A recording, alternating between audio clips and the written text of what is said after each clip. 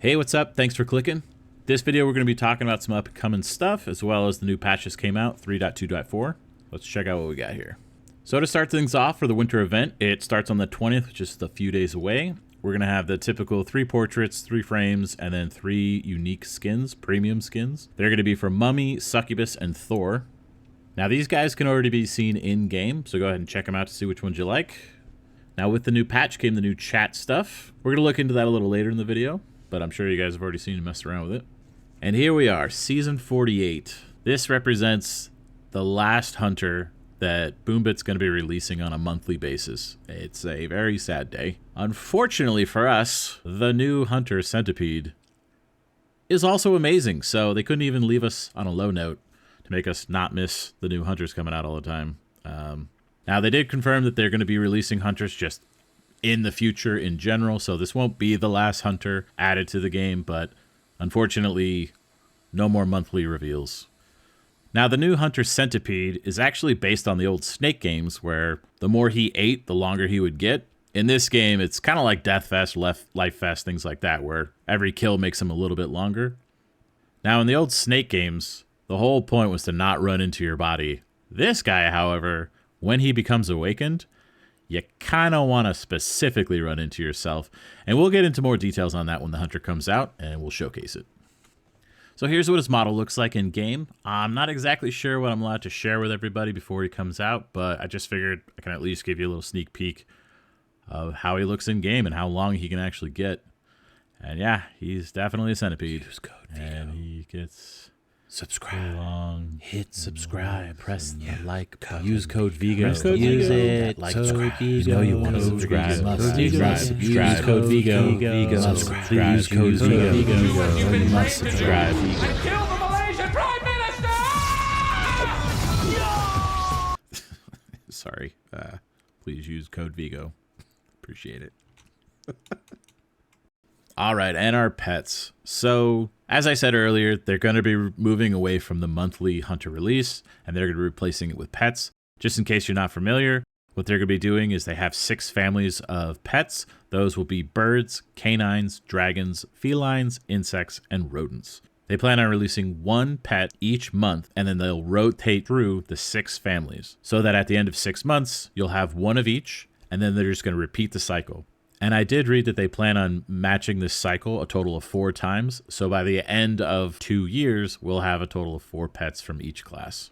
And while they haven't really gone through exactly how all this works, I don't know, just speculating, it kind of seems like maybe they're going to be evolving these things. I don't know. Maybe it's just me. These kind of look like they're evolutions, but we'll see. I mean, I guess the ant turning into a caterpillar doesn't really make sense, but anyways, so what these pets would do is they would just provide a passive buff for your account. They haven't specified exactly what those look like, but, you know, you could just speculate, like maybe the dragon's like a luck dragon and it, you know, increases your chance for resources to drop, currency to drop, things like that. And maybe you have like birds, canines, and insects and things like that that would increase like maybe raw stats, hit points, damage, movement speed, attack speed, things like that. Or maybe they'll try to go a little bit more unique. I mean, we've already got gems that kind of cover all that stuff. So yeah, I don't know. We're going to see what that all looks like. I'll probably explain all that as soon as I get some more info on it, probably in a couple weeks here. So that's it for the new stuff. The rest of this video, we're just going to go into the patch notes. So if you've already read all this and you've already experimented or messed around with it, yeah, you're good. We'll see you in the next one. So to start things off here, we got the Centipede has already been added to the game files. That release is actually going to happen on I believe the new season starts on the 28th of December. So end of the year, beginning of the year, however you want to look at it. We'll have the new season, the last season when it comes to the Hunters. And yeah, we'll get Centipede in your hands. Now, the new emoji system, I'm sure you guys have already seen this in game, but all you do is you go to your profile, go down to chat settings, and here's the window that has all your options in it. Now, currently, you can only have 4 emotes selected at any one time. I'm hoping maybe that's like a progression thing for your account. Maybe you can unlock 6, 8, 10. I don't know. 4 just doesn't seem exactly like enough, but yeah, we'll see. And then you got your emojis here for quickly representing how you feel to your teammate who might not speak the same language. Next up, we got implementing a system that allows you to favorite hunters. This has been something I've personally wanted for years now. I'm so happy this is in here. This is probably my favorite thing in the entire patch. But yeah, all you simply do is you click on whichever hunter you want. You click on the star and he gets added to the new favorites category at the top. And when you go into any game mode, whether it's random draft or not, if a favorite is available to be selected, it'll show up right at the top there for easy reference. Now, the other thing that I thought was actually really cool about this was if you're a new player and you're trying to focus on a hunter to give the bonus 15% drop chance from chests, you know, like when you win around, you can have that hunter as your only favorite, and they will show up at the top there. So you never have to sit there and scroll through all your different hunters trying to find that specific hunter you're trying to give tokens to. They're just right there at the top. You just easily select it and you're good to go. Necrosis is the debuff that was added in with Supervillain, the last hunter from last season. And now they've added it to the Grimoire, and now you can actually see how it works, which is pretty nice. Abyssal Dark Force, increasing its hunter selection pool size from 8 to 9 is actually pretty nice, giving you one more option. Maybe you get that S tier hero. So actually my genuine reaction right here. Wow. So yeah, we got 1, 2, 3, 4, 5, 6, 7, 8, and 9. Player titles are now displayed in the summary screen after a match. Yeah, kind of cool, I guess. Show off that flair. Hunters who have a companion by their side in match will now have the companion displayed in the Hunter tab. So yeah, any hunter that has some sort of a summonable pet, you can now see it in the Hunter Select. You can see how each skin modifies the skin of your actual pet, which is nice. I do hope that they take these two arrow selections on the left or right here and just move them maybe just down out of the way. That way you can actually see your pet. That'd be kind of cool. Which I'm sure they'll do. A status bar has been added to Samurai. This is actually pretty nice. It showcases the duration left on your buff when you dash in with Samurai, and it drains slower depending on how many of your dash perks that you have, so it's variable and keeps track of it nicely. This is cool as is, but gotta say, it'd be pretty cool if there was a way that they could figure out to add in the Death Fest or the Drain of Strength perk in a numerical value next to, say, that sword. And also for like Trickster and Crow and stuff like that. Just be kind of cool to see, how much damage you're actually getting. Change Chaos damage numbers to percentages based on damage instead of flat numbers. I had to reread this like 15 times. I had no idea what it meant, but here we go.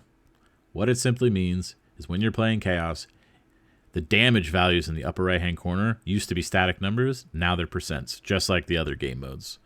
And you guys could read that, right? Like, yeah, that percentage is going up. 100%. So if Hoplite wasn't strong enough, now he can't be bullied and pushed around, as seen here. It's quite annoying when you're trying to stand still and you're just getting pushed around. So they got rid of it. At 5 stacks, nothing moves you. Not the boss, not the mobs, nothing. Makes him pretty ridiculous in Dark Forest. Mimic had some balance changes. Unfortunately, I don't know if anybody really has Mimic unlocked yet, but I've not had an opportunity to mess with him yet, outside of just typical try mode, so it's kind of hard to see all the things that got changed. But these all look mostly like buffs.